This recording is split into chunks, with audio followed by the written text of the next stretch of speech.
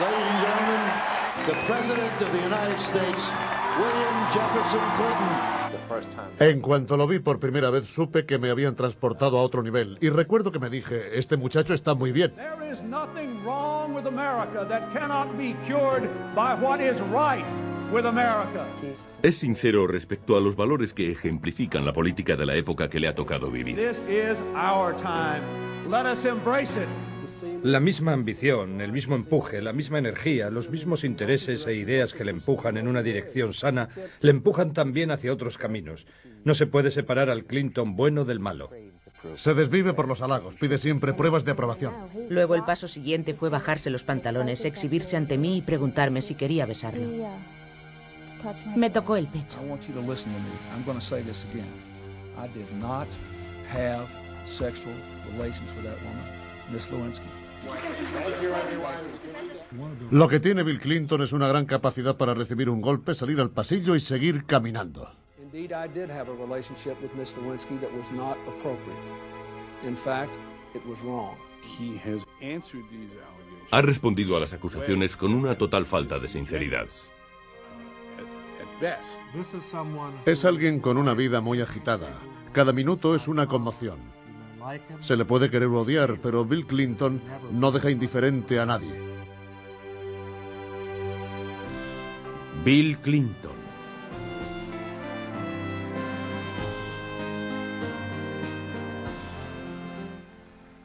Bill Clinton ha empleado todas sus energías preparándose para ser presidente. Era el primer líder de Estados Unidos venido al mundo después de la Segunda Guerra Mundial y representaba toda la fuerza y el poder de una nueva generación. En estos últimos años la era Clinton ha estado marcada por el escándalo personal y la controversia, y Bill Clinton, en un tiempo repleto de esperanza y anhelos, sería relegado al papel de defensor de su amenazada presidencia. Bill Clinton, acto primero. A mediados de los años 40, Hope era una tranquila y apartada ciudad del suroeste de Arkansas, conocida principalmente por el cultivo de sus enormes sandías. Como todas las ciudades del sur, estaba dividida entre una amplia población rural blanca de clase media-baja y sus vecinos pobres, los negros. El 19 de agosto de 1946, William Jefferson Blight IV nació mediante cesárea en el hospital Julia Chester. Una vez dada de alta, Virginia Blight y su hijo fueron a vivir con Edith y Eldridge Cassidy, los padres de Virginia. Al cabo de un año, Virginia, que era enfermera con experiencia, viajó de Hope a Nueva Orleans para iniciar estudios de anestesista. Bill quedó con sus abuelos. Su abuelo, el señor Cassidy, llegó a ser el sustituto del padre de Bill en múltiples aspectos, y Bill pasaba mucho tiempo con él. Los Cassidy tenían una tienda de comestibles en un barrio negro. Como la mayoría de estas tiendas del sur, era también un lugar de encuentro, y antes de que Bill hubiera crecido lo bastante para alcanzar al mostrador, ya tenía amistad con esos muchachos negros a los que los blancos miraban por encima del hombro. Ese contacto diario con la gente de color, el verlos, el trabajar con ellos, le proporcionó un sentido especial y una experiencia como muy poca gente de esa edad y en aquellos tiempos pudiera tener. Virginia regresó a Hope en 1950 y se casó con un comerciante de automóviles, Roger Clinton de nombre, quien 2 años más tarde vendió su negocio y se trasladó con su familia a Hot Springs. En los años 50, Hot Springs era el paraíso de gángsters fugados, un oasis para el vicio en medio de la región de la Biblia. La calle principal estaba plagada de casas de baños, hoteles muy animados y bares. Los Clinton fueron a vivir a una casa perteneciente al hermano de Roger, Raymond, propietario del mayor comercio de coches de la ciudad. La trastienda era el lugar a donde iban los hombres a hacer negocios. Se sentaban y fumaban cigarros. Era esa clase de sitio donde se puede decir que la ciudad se mueve. En ese ambiente creció el joven Bill Clinton, en un ambiente muy politizado y en cierta manera corrupto. Tras todo ese brillo y glamour, Hot Springs era en muchos aspectos una típica ciudad americana de los 50, es decir, sana, segura y estable, un buen lugar para tener familia. En 1956 los Clinton tuvieron otro hijo, Roger Jr. En el patio interior jugaban al fútbol. También jugaban al baloncesto y había música. Siempre había música de fondo. La música fue una parte importante de los años jóvenes de Bill. Le encantaban las big band y el jazz tipo bebop. En el instituto aprendió a tocar el saxo tenor y luego estuvo tocando en la banda. Era un magnífico músico de jazz. Yo le daba los arreglos orquestales más difíciles. Dios mío, unos tonos dificilísimos. Pero él lo tocaba todo como si no hubiera hecho otra cosa en su vida. Virginia Clinton apoyó a su hijo en su interés por la música. En estas películas caseras se aprecia cómo su carácter sociable y animado hacía del hogar de los Clinton un sitio agradable para estar.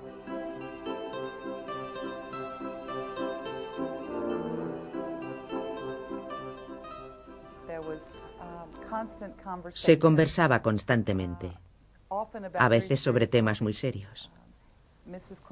Cuando la señora Clinton, Virginia, volvía del trabajo, soltaba su bolso sobre una silla y generalmente decía lo siguiente: no os vais a creer lo que ha pasado hoy. Virginia creía en un mundo con dos pilares inamovibles. Uno, que no hay nada como el mañana. Y otro, que su familia, aquellos a los que amaba, no podrían nunca dejar de ser buena gente. Esto incluía a Roger Clinton, que siempre estaba de borrachera y una vez abusó de ella físicamente. Bill fue el mediador, el que consoló a su madre, asumiendo el papel de la figura del padre. Era alto y aparentaba más edad de la que tenía. También era muy popular y brillante en el colegio. Siempre quería ser el mejor en todas las materias, cualesquiera que fuesen. Quería saber de todo, ser muy completo. Tenía una meta que alcanzar y además era un líder. Era el líder, el presidente, el jefe del conjunto. Su actuación en el instituto le hizo acreedor a un puesto en el campamento de verano de la Legión Americana de Arkansas. En el campo fue elegido para representar a Arkansas en la conferencia nacional llamada Nación de los Muchachos, que tuvo lugar en Washington, D.C. En julio de 1963, Bill Clinton llegó al Capitolio. Estas 2 semanas dieron a Clinton la oportunidad de ver cómo se trabajaba en Washington, pudiendo conocer a algunos congresistas y senadores y, lo mejor de todo, a su ídolo, el presidente John Fitzgerald Kennedy. Estuvo con John Kennedy y trajo una foto de cuando se dieron la mano. Yo ya sabía, una madre lo sabe todo.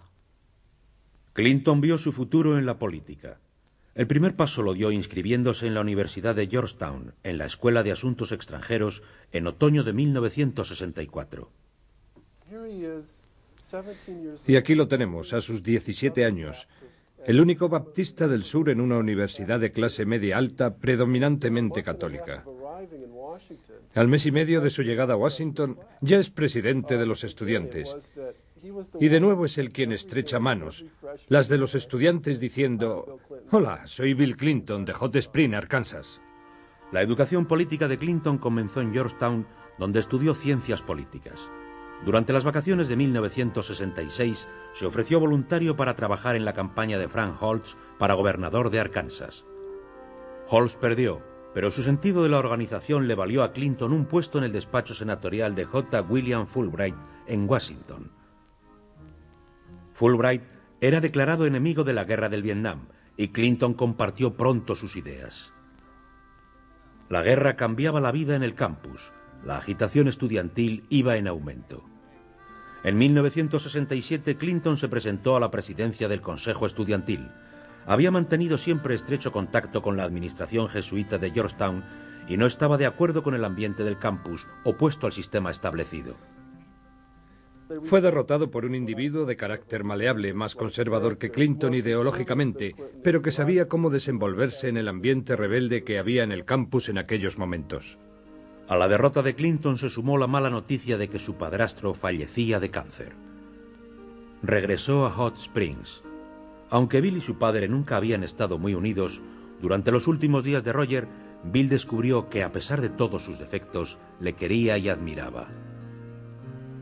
Bill Clinton no llegó a conocer a su padre biológico y no comprendió a su padre adoptivo hasta que ya fue demasiado tarde. Yo creo que a Clinton se le define mejor por sus pérdidas que por sus victorias, y la pérdida del padre ocupa el punto central de su vida. Clinton ha estado siempre buscando algún tipo de autoafirmación. La pérdida de su padre y de aquellas elecciones movió a Clinton a reflexionar sobre su futuro. Decidió seguir los pasos de su mentor, el senador Fulbright, y solicitó por medio de la escolarización Rhodes su traslado a la Universidad de Oxford. En 1968, cuando Washington ardía y los campus estallaban en protestas antimilitaristas, Bill Clinton recibió la noticia de ser admitido en Oxford como uno de los 32 estudiantes Rhodes. Pero su alegría se vio empañada por el anuncio de abolición de la prórroga de reclutamiento para los graduados. Su clase fue la primera de la élite estadounidense a la que se aplicó la orden de reclutamiento inmediatamente después de su graduación. Estos 32 estudiantes fueron tratados como héroes locales, pero Bill Clinton recibió un tratamiento algo especial por parte del centro de reclutamiento de Hot Springs, ya que guardaron la orden en un cajón por algún tiempo. Una brillante mañana de octubre de 1968, Bill Clinton subía a bordo del vapor United States. Tras él quedaban la confusión y el desorden. Ante sí tenía las sacrosantas aulas de la Universidad de Oxford. Nunca estuvieron más lejos de su mente la guerra y la orden de reclutamiento, un asunto que le perseguirá hasta el resto de sus días. Bill Clinton, acto segundo. Bill Clinton llegó a la Universidad de Oxford en octubre de 1968 y se adaptó muy pronto a la vida universitaria, desarrollando el gusto por el pescado y las patatas chips, al igual que por las librerías y la arquitectura gótica. Incluso perteneció al equipo de rugby de su college. Clinton estudió allí política, filosofía y economía, y gustaba de debatir sobre política con sus tutores. En su tiempo libre viajó por Europa y conversaba largamente sobre la guerra y los reclutamientos con los eruditos, entre los que se contaba Robert Reich. Nuestro tema principal respecto a Vietnam era la justicia de una guerra. Muchos de nosotros dudábamos de si teníamos que estar presentes como nación. ¿Por qué estábamos allí? Si esa era una guerra que debía existir o no. Si nosotros, como individuos, deberíamos en buena conciencia luchar en una guerra de ese tipo. Nos parecía que era inmoral, que era una locura, que personas que tenían tanto que ofrecer a la sociedad, gente brillante e inteligente, cuyo cometido debería ser trabajar en pro de un mundo mejor, perdiesen la vida en una guerra estúpida y frívola. Las discusiones teóricas se hicieron realidad en mayo de 1969, cuando en la oficina de reclutamiento de Arkansas se ordenó a Clinton presentarse para su incorporación a filas. Él tenía tres opciones: luchar en una guerra a la que era contrario, desertar y ser procesado por ello, o unirse a la Guardia Nacional en el Cuerpo para Entrenamiento de Oficiales de la Reserva. El 17 de julio, Clinton visitó al coronel Holmes, Universidad de Arkansas, y consiguió una prórroga con vistas a enrolarse unos meses más tarde. Procedía de Arkansas, de un ambiente en el que se reverenciaba todo lo militar. La mayoría de sus compañeros de instituto estaban en esa línea, por lo que Clinton se debatía entre el deseo de escapar al reclutamiento y el sentimiento de culpa por lo que estaba haciendo. Dos de sus mejores amigos del instituto de Hot Springs, Bert Jeffries y Mike Thomas, habían caído en Vietnam. Pero los sentimientos encontrados de Clinton respecto al reclutamiento no le impidieron trabajar activamente en la política antimilitarista, volviendo a Oxford en otoño y participando en manifestaciones ante la Embajada de Estados Unidos en Londres. Esto coincidió en el tiempo con una reducción de envíos de tropas a Vietnam, anunciando el gobierno que el sistema de reclutamiento sería sustituido en diciembre por el de sorteo. El primer sorteo tuvo lugar el 1 de diciembre, y a Clinton le correspondió el número 311 por su fecha de nacimiento, un número tan alto que tenía garantizada la no incorporación a filas. 2 días después, Clinton escribió al coronel Holmes diciéndole que el programa del Cuerpo para Entrenamiento de Oficiales de la Reserva era para él un compromiso censurable y que no tenía interés en acogerse al mismo. En su lugar decidió terminar su segundo año en Oxford y tomarse tiempo para viajar por Europa y la Unión Soviética. En otoño de 1970 se incorporó a la Facultad de Derecho de Yale. En realidad no le interesaba ser abogado, lo que quería era cubrir el expediente. Muchos de sus amigos de Oxford estaban ya en Yale, porque esta era la facultad a la que por entonces era obligado a asistir. Así reanudaba sus contactos, esos contactos que le servirían para el resto de su vida y de los cuales el más importante fue Hillary Rodham. Hillary Rodham era una política nata en ascenso que atrajo la atención nacional en el Wesley College por su ardiente diatriba contra el autor del discurso de apertura, por no tener en cuenta los problemas de su generación.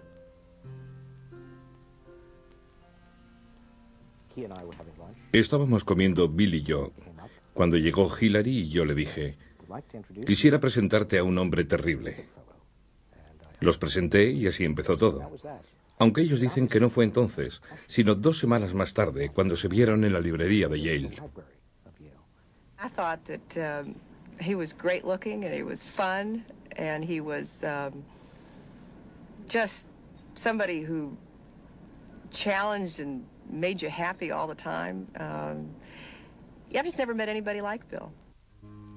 En cierto sentido eran totalmente opuestos, porque Hillary tenía una mente disciplinada y hablaba muy directamente, mientras que Bill se expresaba por medio de metáforas con el típico encanto sureño.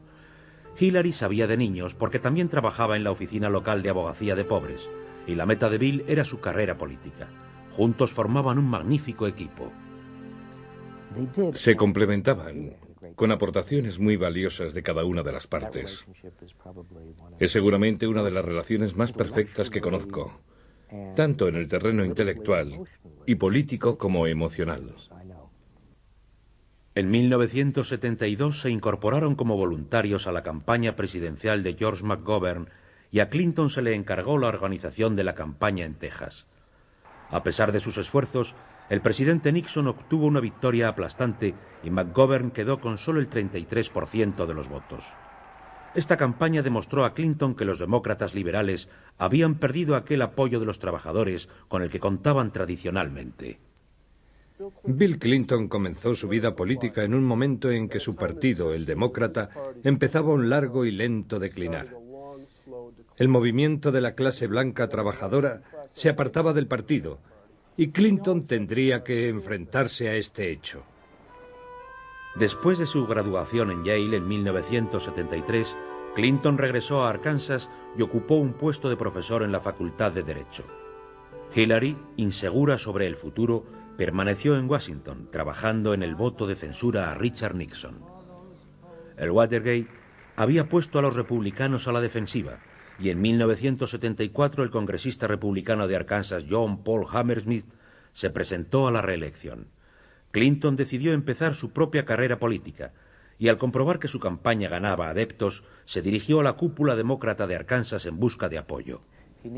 Necesitaba la ayuda de los poderosos, es decir, de las personas que controlaban el dinero, para crear su propio aparato y poder competir con otros brillantes jóvenes de su generación. Clinton fue derrotado por un escaso margen de 800 votos, pero estaba lejos del desánimo, pues en el espacio de pocos meses había pasado de ser un don nadie al político de mayor empuje de Arkansas. Esa derrota en favor de John Paul Hammersmith en 1974 fue la que realmente dio un sentido a la carrera política de Bill Clinton. 1974 fue el comienzo de su ascensión al poder. En los años siguientes dominaría la escena política de Arkansas y colocaría los pilares básicos de su futura presidencia. Bill Clinton, acto tercero. La corta derrota de Clinton en las elecciones al Congreso de 1974 le colocaría en el arranque de su carrera política en Arkansas y en una encrucijada en cuanto a su relación con Hillary Rodham. Para ella se trataba de elegir entre una carrera política propia en Washington y Bill Clinton. Ya fuera por amor o por política, Hillary terminó eligiendo a Bill Clinton. La boda se celebró el 11 de octubre de 1975. Compraron una casa en Fayetteville, Arkansas, y Hillary se unió a Bill en la Facultad de Derecho de la universidad.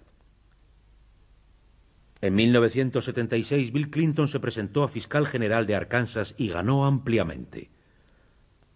El matrimonio se trasladó a Little Rock y Hillary entró a trabajar en la Rose Law Firm. La actuación de Clinton como fiscal general le condujo a la victoria en las elecciones para gobernador del año 1978. Con 32 años, era el gobernador más joven que había tenido aquel estado. Después de hacerse cargo del puesto, Clinton se dedicó a un ambicioso programa de reformas por medio del cual apartó de la vida pública a poderosos hombres de negocios. La imagen pública que daban sus colaboradores era que tenían que dedicarse a solucionar los problemas de Clinton, y muchos de ellos ofendían con su apariencia y actitudes a una población tradicionalmente conservadora. Clinton trajo a muchas personas de fuera del estado, incluyendo a varios asesores de alto ranking que llevaban barba y sandalias en la oficina. Hasta pantalón corto llevaban algunos. Y además, su esposa no quería perder su apellido de soltera sin importarle lo que dijera la gente. En 1980 perdió las elecciones a gobernador frente al republicano Frank White. Fue el más joven exgobernador de la historia de Arkansas. Respondía exactamente al perfil de un graduado Rhodes, que es el de un joven brillante con un gran futuro tras de sí. Estaba desolado. Para Hillary fue una pérdida muy grande, porque había renunciado a su propia carrera y ahora sería la principal encargada del sustento de la familia y del cuidado de su hija Chelsea, de 1 año de edad. Hillary decidió que era el momento de exponerse por el futuro de Bill y actuó en consecuencia. Sustituyó su apellido por el de Clinton, cambió de imagen y planificó el regreso de Bill al cargo de gobernador en 1982. Se disculpó de forma rastrera diciendo que se había equivocado. Luego intentó hacer demasiadas cosas a una velocidad excesiva, por lo que el pueblo de Arkansas tuvo razón en echarle. Clinton hizo las paces con las fuerzas vivas de Arkansas y los votantes le perdonaron. If victory is ours tonight, I have been given something that few people get in life, a second chance to serve the people. Mientras su vida política discurría con normalidad, se presentaron problemas en la esfera privada. Su hermano Roger fue arrestado y condenado por tráfico de drogas en 1984. Sus inversiones en una empresa inmobiliaria llamada Whitewater fueron un mal negocio que costó a los Clinton $68.000. Y lo que es peor, sus socios James y Susan McDougall fueron denunciados por fraude en la quiebra de una sociedad de préstamo y ahorro, planteándose también dudas sobre el papel de los Clinton en ese escándalo. Lo descubrimos y lo investigamos. Escribimos una historia sobre esa operación, pero no había nada de él al respecto. Sus problemas personales no interfirieron en su creciente fama como político, y en 1985 fue elegido presidente de la Asociación Nacional de Gobernadores. En 1988 fue elegido para pronunciar el discurso de nominación de Michael Dukakis en la Convención Nacional de los Demócratas. La duración del discurso se había previsto en 15 minutos, pero él estuvo charlando durante más de 1 hora y media. Cuando terminó, los delegados respiraron aliviados. Michael Dukakis will never, never, never forget it. In closing. Su discurso fue un desastre y se le criticó sin piedad en los medios de difusión. Pero Clinton peleó a la contra y programó su aparición en el programa de Johnny Carson. Now, the press kind of jumped on you pretty good. You think unfairly or what? I made a series of jokes, as you know, the next night. The truth is that I did it on purpose. I always wanted to be on this show in the worst way, and that's how I got here. Clinton tuvo mucha más audiencia en su animada actuación del programa de Carson que en el discurso de la Convención Demócrata. Lo que se preveía como un golpe letal se convirtió en un éxito de relaciones públicas. Es un hombre muy duro. Muchos le habían subestimado, pero él se encuentra a gusto cuando pelea y devuelve certeramente un golpe. Clinton sobrevivió a escándalos y burlas, saliendo aún más airoso de estos retos, pero lo peor estaba por venir. Como candidato a la presidencia, aprendería lo dura que la política puede llegar a ser.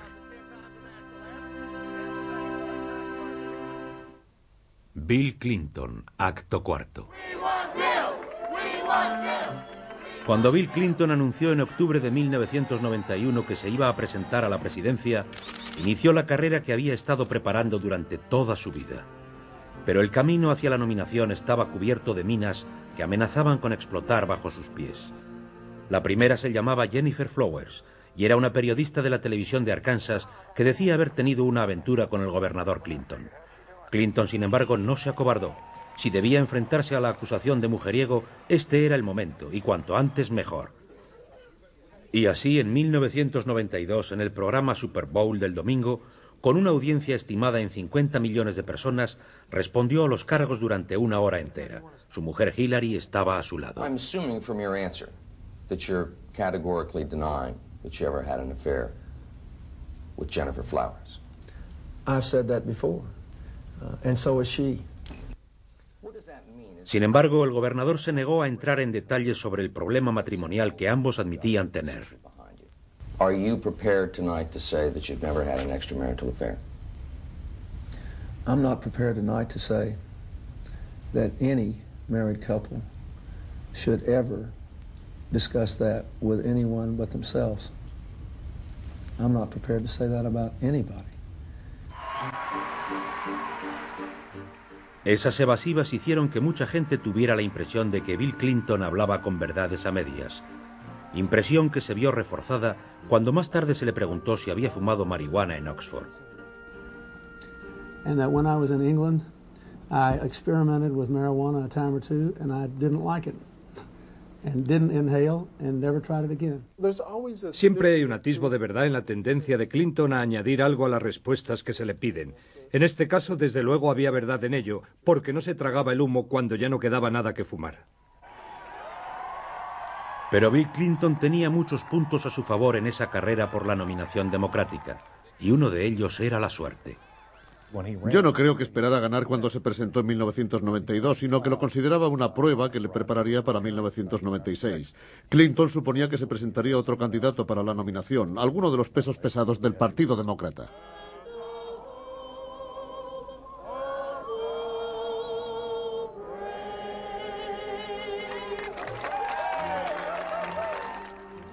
En lugar de eso, el multimillonario de Texas, Ross Perot, entró en la lid como independiente y sus ataques al presidente Bush apartaron la atención pública del pasado de Clinton.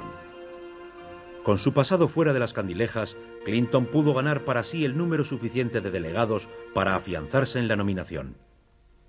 In the name of the hard-working Americans who make up our forgotten middle class, I proudly accept your nomination for President of the United States.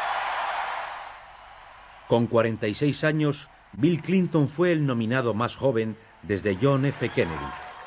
Y mientras su oponente, el presidente Bush, hacía gala de sus distinguidos modales, Clinton parecía un hombre del pueblo, al menos cuando se movía entre el pueblo. Cuando está con la gente del pueblo, tiene sus mismas emociones. Empatiza con la gente, siente sus penas y alegrías, y la refleja de una manera cálida y carismática, muy atractiva. Pero cuando está solo, se vuelve introvertido y bastante tímido. Los votantes no han llegado a ver ese aspecto de Bill Clinton, sino al contrario, ven un Clinton aficionado al deporte, buen padre a quien le gusta pasar el rato con su hija Chelsea, y un hombre normal cuya inclinación a la buena mesa amenaza con hacerle perder la línea. El día de las elecciones, Clinton llegó a la meta con solo el 43% de los votos populares. Un mandato difícil. A pesar de los votos acaparados por Ross Perot, Clinton sería el siguiente presidente de los Estados Unidos. With high hopes and brave hearts, in massive numbers, the American people have voted to make a new beginning.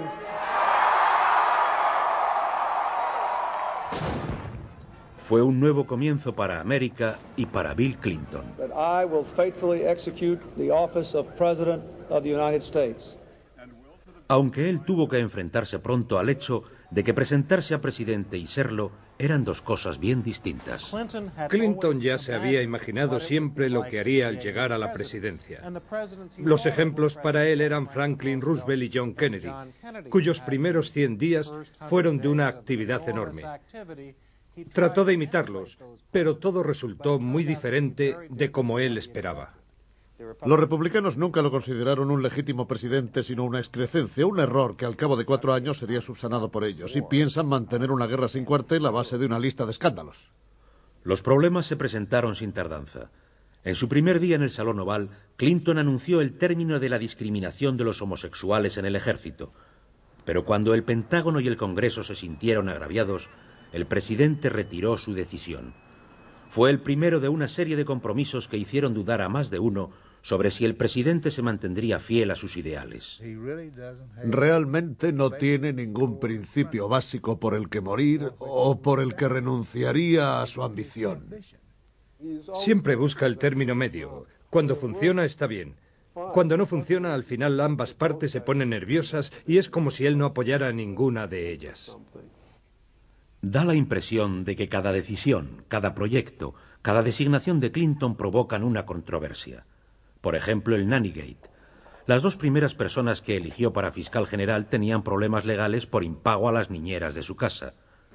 A continuación del Nannygate, Clinton provocó otro alboroto al anunciar que su esposa Hillary controlaría el Plan Nacional de Atención Sanitaria.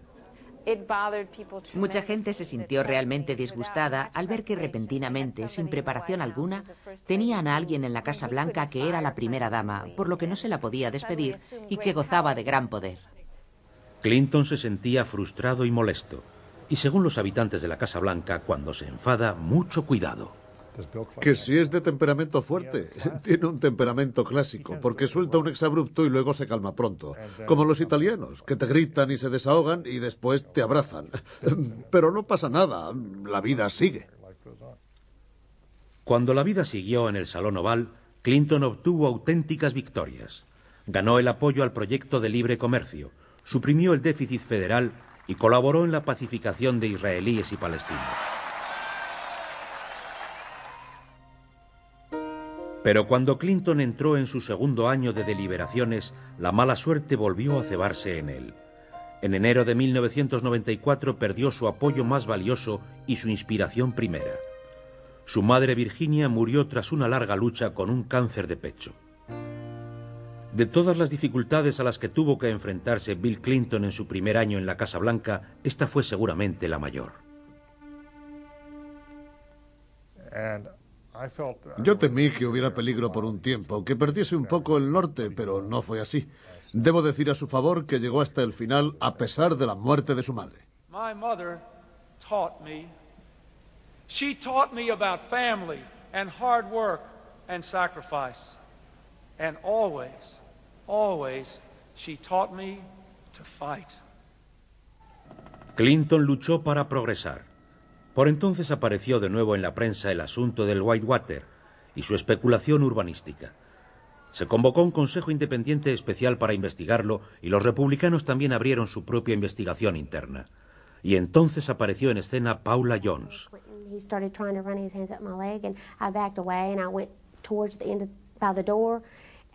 Jones, una antigua funcionaria de la administración de Arkansas, contó que en 1991 el entonces gobernador Clinton le hizo proposiciones deshonestas en la habitación de un hotel.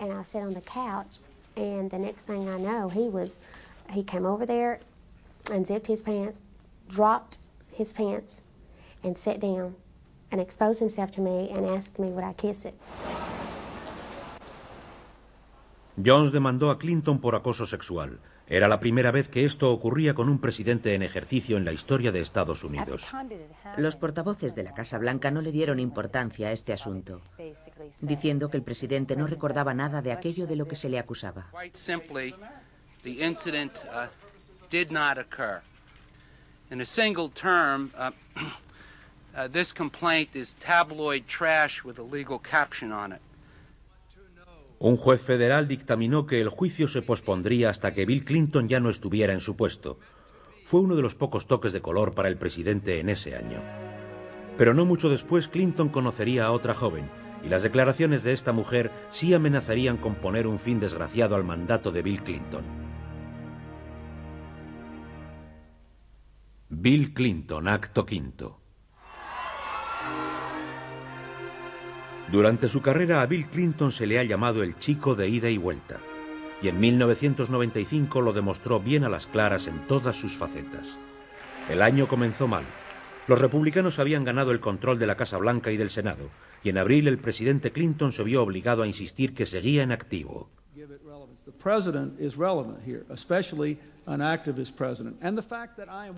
Pero al aproximarse las elecciones de 1996, Clinton acabó con los asuntos clave con que contaban los republicanos en su contra. Los delitos descendieron y la economía experimentó un gran empuje. Así a los republicanos no les quedó sino un asunto: Bill Clinton el hombre.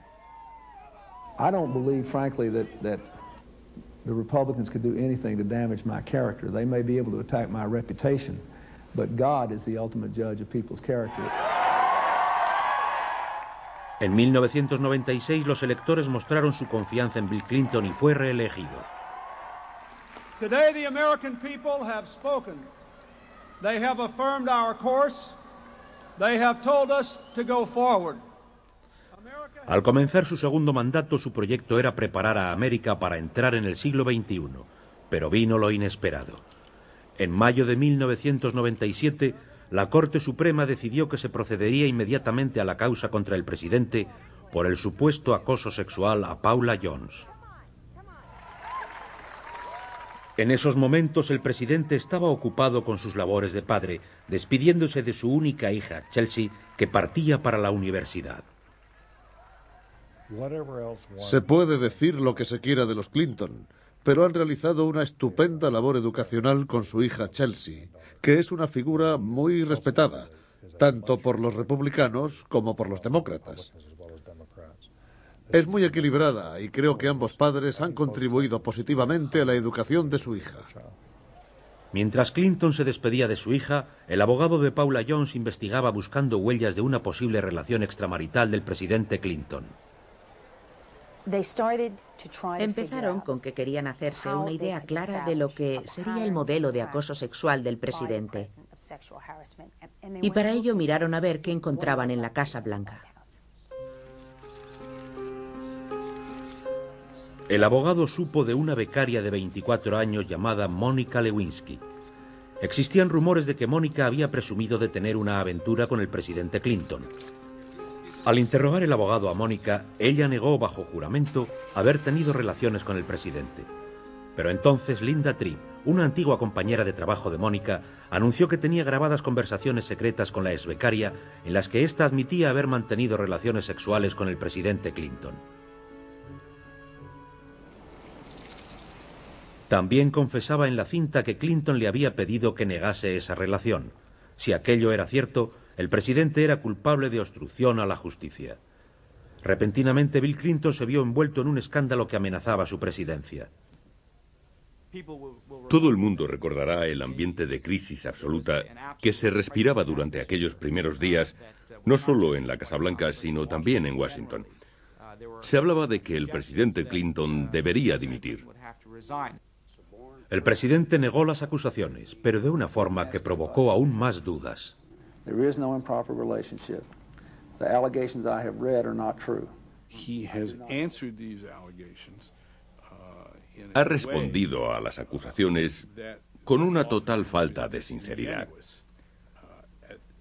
Así que hay que pasarlas por un cedazo y muy cuidadosamente para saber lo que de verdad está queriendo decir.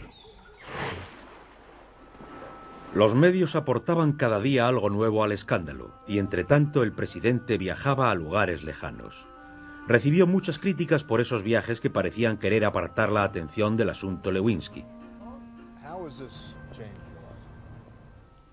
Hubo más acusaciones sobre el comportamiento del presidente. Kathleen Willey, una antigua asesora de la Casa Blanca, hizo público que Clinton le había hecho proposiciones sexuales en la misma Casa Blanca. Touched my breast with his hand. La Casa Blanca contraatacó mostrando unas cartas amistosas que Kathleen había enviado a Clinton después del supuesto incidente. Pocas semanas después, el juicio por acoso sexual iniciado por Paula Jones contra el presidente fue desestimado por falta de pruebas. Pero sobre Clinton pendía la amenaza de una citación por parte de Ken Starr, ya que las investigaciones se encaminaban a que en el caso Lewinsky Clinton hubiera obstruido la acción de la justicia, siguiéndose la cuestión de la moción de censura. Yo creo que en la mente de los americanos no entra el hecho de que un presidente dimita por motivos de un escándalo sexual. Muchos estadounidenses creen que el presidente tuvo una aventura con Mónica Lewinsky y se extrañan de que arriesgue todo aquello por lo que ha luchado por un comportamiento tan imprudente. Hay expertos que opinan que tiene relación con la infancia de Clinton. No hay muchos presidentes que hayan sido maltratados por sus padrastros, cuyas madres vivieran mucho tiempo fuera y fueran despreciados por algunos de sus conciudadanos. En su infancia, el presidente se arrogó el papel de héroe con más metas de las que podía cumplir, pero al mismo tiempo guarda ira en su interior, una ira que no ha podido expulsar desde su niñez, que mantiene dentro aún. Su forma de vivir es tocando el límite, porque su razonamiento es este.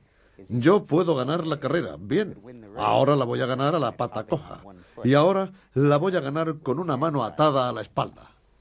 El escándalo no cesaba, y la población se preguntaba qué efecto iba a tener sobre la primera familia. Hillary y Bill tienen un negocio en común, un negocio familiar llamado política. Son igual que el matrimonio que tiene una tienda. Ellos viven encima y la llevan ambos. Cuando en la tienda hay problemas, Hillary va a luchar por solucionarlos. Is this vast right-wing conspiracy that has been conspiring against my husband since the day he announced for president.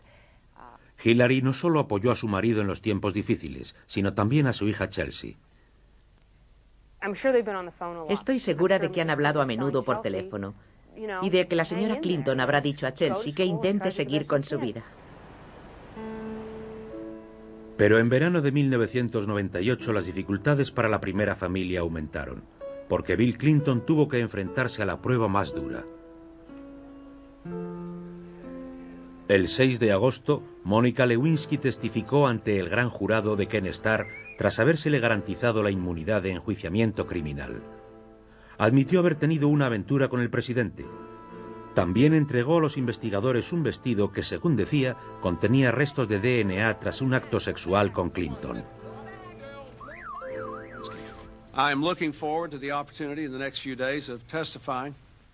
Después de 7 meses de silencio en este asunto, el presidente testificó el 17 de agosto, convirtiéndose en el primer presidente que se presentaba ante un gran jurado federal para dar testimonio personal sobre el caso de una investigación criminal. Aquella tarde el presidente se dirigió a la nación, profiriendo lo que se ha calificado como la confesión pública más personal y más dolorosa de la historia presidencial. Indeed, I did have a relationship with Miss Lewinsky that was not appropriate. In fact, it was wrong. The President of the United States, William Jefferson Clinton. Una y otra vez, las acciones de Bill Clinton amenazan sus aciertos políticos o sus ambiciones. Una y otra vez, vuelve a triunfar. Pero los acontecimientos, afirmaciones y confesiones de 1998 han alterado por siempre la forma en que la historia recordará a William Jefferson Clinton como hombre y como presidente. Será un gran reto ver si en la historia se le recordará por algo más que por haber sido el presidente investigado a causa de Mónica Lewinsky. Yo creo que debe de sentirse muy disgustado por lo que está pasando. Porque él se ve como objeto de un esfuerzo continuo de sus oponentes por acabar con él. Pero sobre todo creo que lo que él debe sentir es que hiciera lo que hiciera, esto ya es una caza de brujas y no está justificado. Por otra parte, yo opino que desde luego ha hecho daño a la idea de que un presidente debe dar ejemplo a los ciudadanos de la nación, también en el terreno personal. Para mí sería muy grave que los padres educasen a sus hijos confiando en que de mayores se parecieran a Bill Clinton. Tenemos aquí el caso de un niño que se pasa casi toda la vida soñando con lo magnífico que sería llegar a ser presidente. En muchos casos seguramente sí lo ha sido, pero en otros es casi un ejemplo de lo que dice el proverbio: cuidado con lo que deseas porque puedes llegar a obtenerlo.